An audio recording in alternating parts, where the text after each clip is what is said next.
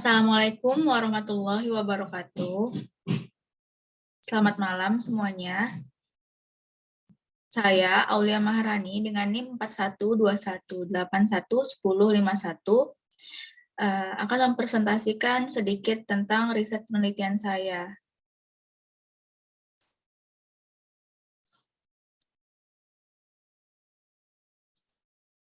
Yang mana berjudul Perancangan Digital Marketing pada IKM atau Industri Kecil Menengah Testikex by BRI. Saya dibimbing langsung oleh Ibu Sri Zuliarni. Nah, yang pertama-tama, kita langsung ke latar belakang atau bab 1 pendahuluan.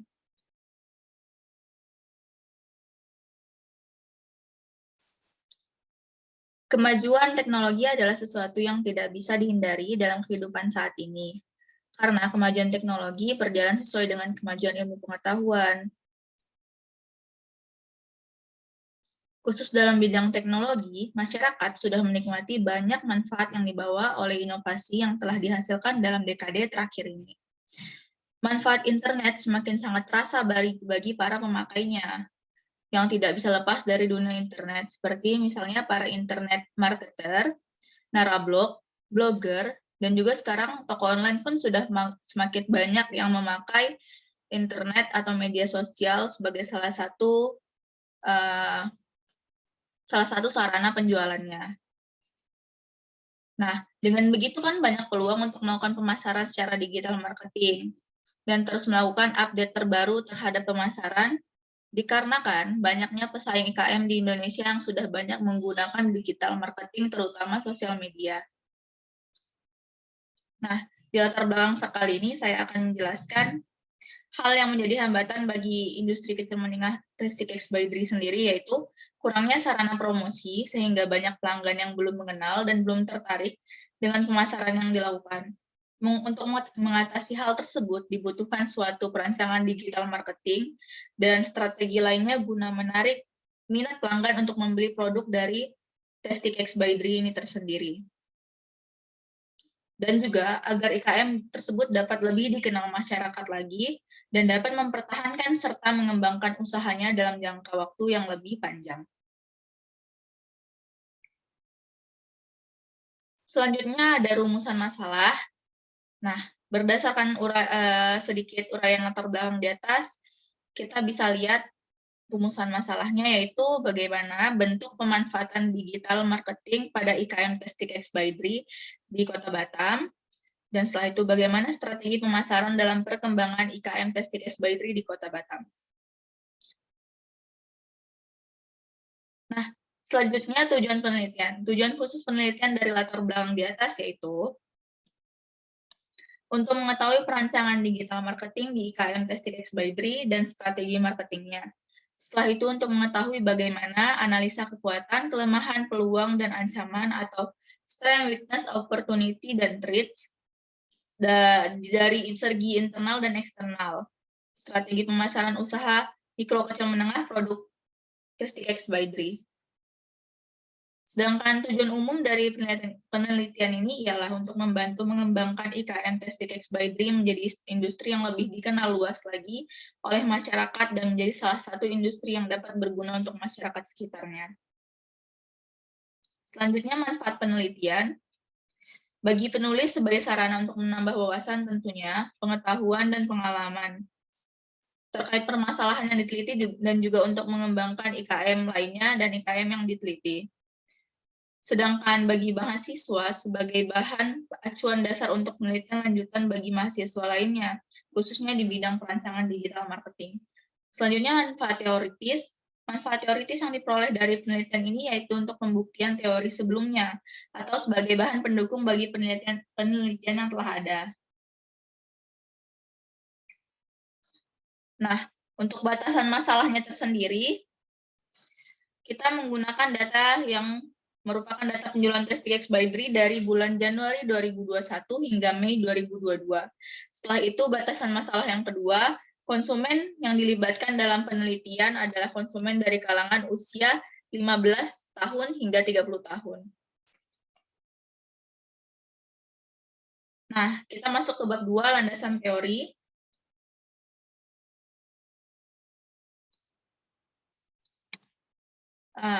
Pertama-tama kita bahas digital marketing itu definisinya adalah aplikasi dari internet dan berhubungan dengan teknologi digital di mana di dalamnya berhubungan dengan komunikasi tradisional untuk mencapai tujuan pemasaran. Digital marketing atau biasa disebut dengan pemasaran digital merupakan aktivitas promosi baik untuk produk atau merek yang menggunakan media elektronik seperti digital. Saat ini perkembangan teknologi sangat memudahkan pebisnis dalam melakukan pemasaran secara digital. Iklan bisa dilakukan melalui blog, website, email, dan berbagai macam sosial media. Sedangkan iklan adalah bentuk promosi dan promosi merupakan salah satu elemen yang paling penting dari bauran pemasaran. Banyak lainnya definisi digital marketing menurut para ahli lainnya, salah satunya yaitu pendapat ahli Ridwan Sanjaya dan Joshua Tarigan. Keduanya mengatakan bahwa digital marketing merupakan kegiatan pemasaran termasuk branding yang menggunakan berbagai media berbasis web. Salah satunya blog, website, email, maupun media sosial itu tersendiri.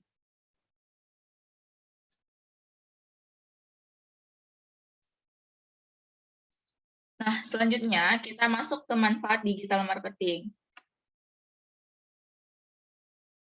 Menurut data We Are Social, pada tahun 2021, jumlah pengguna internet di Indonesia mencapai 202,6 juta, setara dengan total populasi sebesar 73,7%.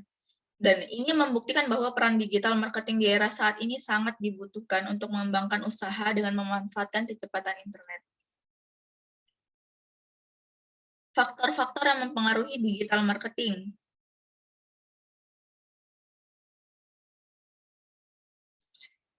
Adalah analisis sesuatu, strategi perencanaan e-marketing, tujuan, strategi e-marketing itu tersendiri, rencana pelaksanaan, anggaran atau budget, dan rencana evaluasi.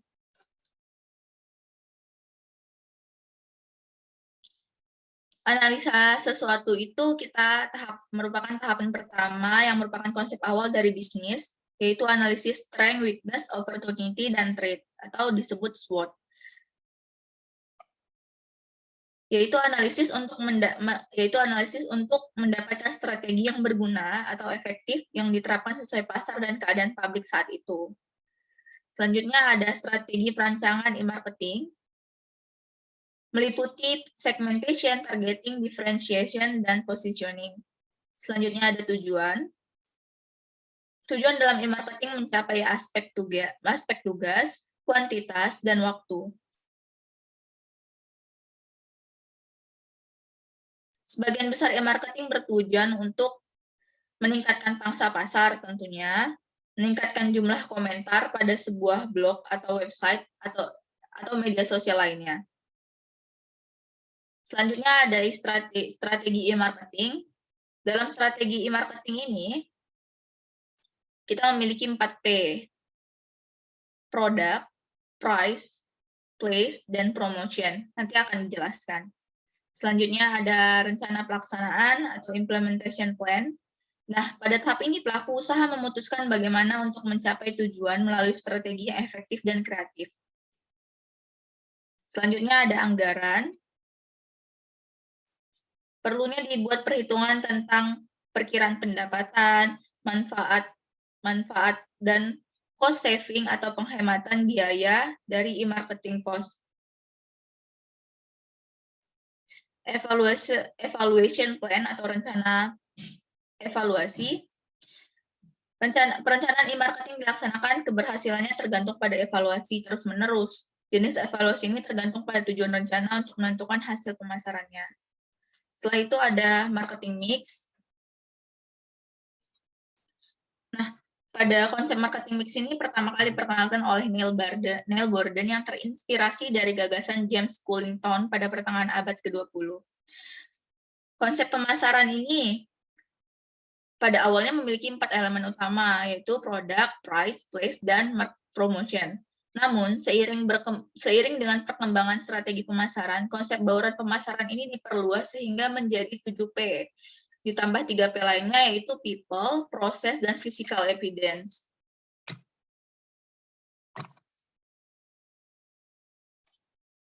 Nah, ini ada produk. Nah, produk itu sesuatu yang dapat dijual oleh sebuah perusahaan, baik itu berbentuk jasa, layanan, barang, ataupun produk digital. Ketika mengembangkan sebuah produk, perlu dipastikan terlebih dahulu apakah produk tersebut diinginkan atau dibutuhkan oleh pasar atau tidak. Selanjutnya ada price, adalah harga ataupun biaya yang harus dikeluarkan oleh target konsumen untuk membeli atau menggunakan produk yang ditawarkan. Harga yang ditetapkan tergantung dari nilai produk yang dapat dirasakan oleh konsumen. Selanjutnya ada place. Place atau mengacu pada lokasi di mana konsumen dapat menemukan, menggunakan, mengakses, atau membeli produk yang disediakan. Nah, selanjutnya adalah promotion atau promosi. Setelah menentukan produk, price, dan place, sekarang kita saatnya menerapkan strategi promosi. Promosi yaitu cara untuk memperkenalkan lagi produk kita agar dapat menjangkau target market sehingga menghasilkan peningkatan dalam penjualan. Selanjutnya ada implementasi bauran pemasaran atau marketing mix. Nah, selain yang 4P tadi, ditambah 3P lainnya, yaitu people, process, dan physical evidence. People ataupun orang-orang yang menjalankan pemasaran juga menjadi elemen penting bagi sebuah usaha atau bisnis. Orang yang dimaksud dapat mencakup adminnya, staf marketingnya, staf packing, ataupun kurirnya tersendiri. Kalau prosesnya ini meliputi sistem dan prosedur, termasuk persyaratan ataupun ketentuan yang diberlakukan oleh perusahaan penyedia jasa yang ditawarkan, seperti IKM Testikx ini. Sistem dan prosedur akan merefleksikan penilaian apakah pelayanan cepat atau lambat.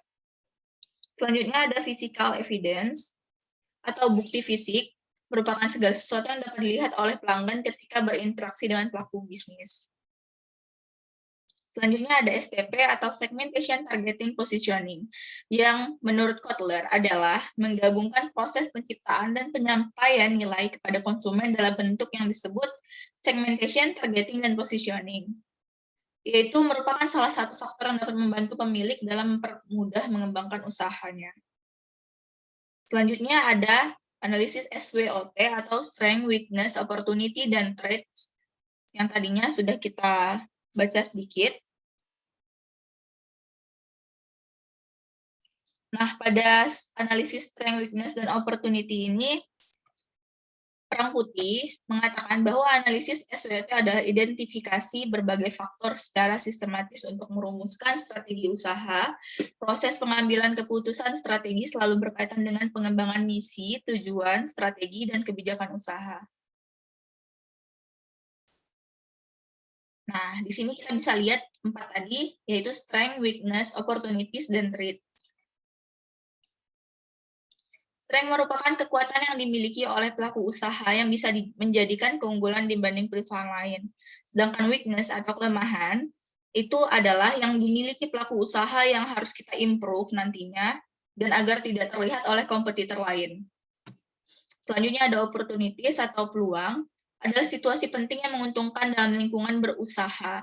Kecenderungan-kecenderungan penting merupakan salah satu sumber peluang untuk kemajuan usaha yang dimiliki.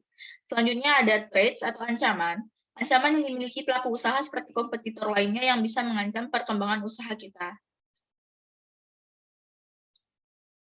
Ada kajian literatur.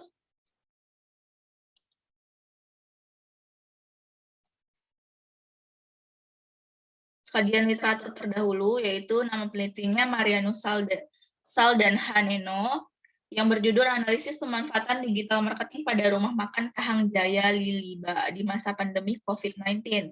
Alat analisis yang digunakan, purposive sampling dengan model pendekatan marketing 4C. Hasilnya kita bisa lihat, penelitian menunjukkan bahwa Rumah Makan Kahang Jaya Liliba telah menggunakan digital marketing, seperti Facebook, dan bekerja sama dengan GrabFood sebagai media promosi atau iklan dan penjualan produk selain dengan pemasaran langsung atau offline. Kajian literatur terdahulu lainnya yaitu oleh peneliti Debrina Puspita Andriani, Iwan Hamdala, Suluh Elman Suara, Hari Fadli pada tahun 2019 yang berjudul Perancangan Bisnis Digital Platform dalam mendukung perlanjutan IKM dengan pendekatan Quality Function Deployment dengan menggunakan alat analisis Quality Function Deployment. Hasil analisisnya menunjukkan ranking tertinggi untuk perancangan digital platform adalah aplikasi dengan fitur yang dapat memuat spesifikasi produk secara detail dan jelas. Selanjutnya, nama penelitinya adalah Aulia Ratnadianti Suharjo, Itkan Fahmi, dan Sufrin Hanan.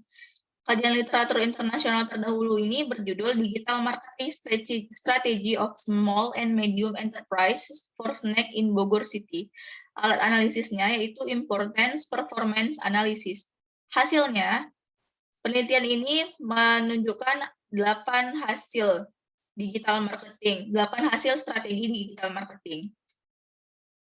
Selanjutnya, bab 3, metode penelitian.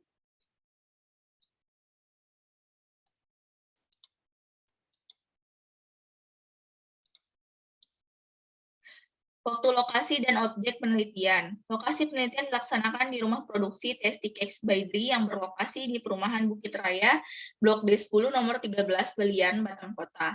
Penelitian dilaksanakan mulai bulan Mei hingga Juni 2022. Perancangan digital marketing dilakukan agar dapat meningkatkan penjualan dan mengembangkan usaha untuk jangka waktu yang panjang.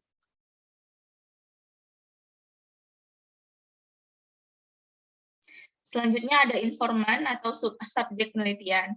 Nah, subjek penelitian dalam penelitian ini dipilih menggunakan teknik purposif, yaitu memilih informan dengan pertimbangan tertentu. Pertimbangan tertentu ini misalnya orang tersebut yang dianggap paling tahu tentang apa yang peneliti harapkan. Nah, adapun penentuan informan yang sesuai dengan tujuan penelitian mengenai perancangan digital marketing pada IKM Tastykeks by Dri adalah sebagai berikut. Yang pertama, merupakan pelaku IKM aktif di Kota Batam. Yang kedua, menggunakan strategi digital marketing di antara pengguna sosial media seperti Facebook, Instagram, YouTube, Twitter, dan lain sebagainya, dan juga menggunakan platform chatting seperti WhatsApp dan Line, serta penggunaan website pribadi dan marketplace. Dan yang terakhir, tentunya bersedia menjadi subjek penelitian. Total informan yang direkod dalam penelitian sebanyak 5 orang. Teknik pengumpulan datanya yaitu kegiatan penelitian ini dilakukan dengan menggunakan metode penelitian kualitatif. Untuk mengumpulkan data yang diperlukan, maka peneliti menggunakan metode pengumpulan data sebagai berikut, melalui wawancara dan dokumentasi secara langsung kepada informan-informan tadi.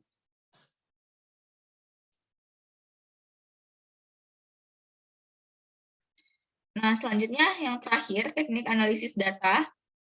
Teknik analisis data yang digunakan dalam penelitian ini adalah analisis data kualitatif. Dalam penelitian kualitatif, data diperoleh dari berbagai sumber dengan menggunakan teknik pengumpulan data yang bermacam-macam, seperti triangulasi dan dilakukan secara terus-menerus sampai datanya jenuh. Cara berpikir yang digunakan adalah induktif, yaitu analisis berdasarkan data yang diperoleh. Selanjutnya, dikembangkan menjadi hipotesis. Nah, maka peneliti akan menganalisis data yang bersifat khusus berupa hasil perancangan digital marketing pada IKM Tastykeks by Dri di rumah produksi Perumahan Bukit Raya, Blok D10 nomor 13 tadi.